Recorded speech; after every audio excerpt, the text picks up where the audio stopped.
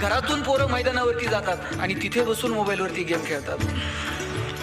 2-2, 2.5 वर्षाच्या पोरांच्या हातात तुम्ही मोबाईल देऊन टाकले आणि बाप असं कौतुकानं सांगते ना चौकात, मला कळत नाही ते त्याला कळते ना ते मोबाईल.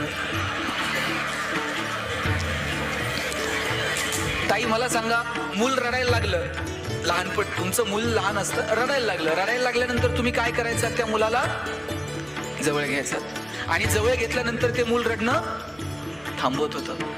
ते जवळ घेतल्यानंतर ते का रडणं थांबवायचं माहितीये? आईच्या गर्भात असताना त्या पोरानं पहिल्यांदा काय ऐकलंय?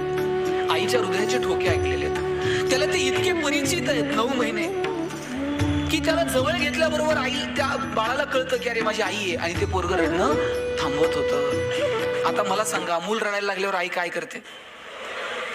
आता हे मी सांगितलं का कुणी सांगितलं? आई मोबाईल काढते आणि पोराच्या हातात देते आणि पोरगा असलं पुढचं आहे, मोबाईल हातात आल्याबरोबर रडायचं थांबते. आईच्या स्पर्शाची जागा जर मोबाईलच्या स्पर्शाने घेतली असेल तर हा कुणाचा पराजय? विज्ञान तंत्रज्ञानाचा विजय आहे का मातृत्वाचा पराजय? हे ठरवण्याची वेळ आली आहे. आतापर्यंत मी एवढंच सांगत होतो भाषणात. काल मी येताना प्रवासात पाहिलं, म्हणजे आईनं जवळ घेतल्यानंतर मुलांना रडणं थांबवणं ही पहिली पायरी होती. मूल रडायला लागल्यानंतर आईनं पोराच्या हातात मोबाईल देणं ही दुसरी पायरी होती. आणि काल मी पाहिलं, पोरगं तिकडे रडतंय तरी आई मोबाईल सोडायला तयार नव्हते. ह्याला काय म्हणायचं? साधनं आपल्यासाठी आहेत का आपण साधनांसाठी आहोत?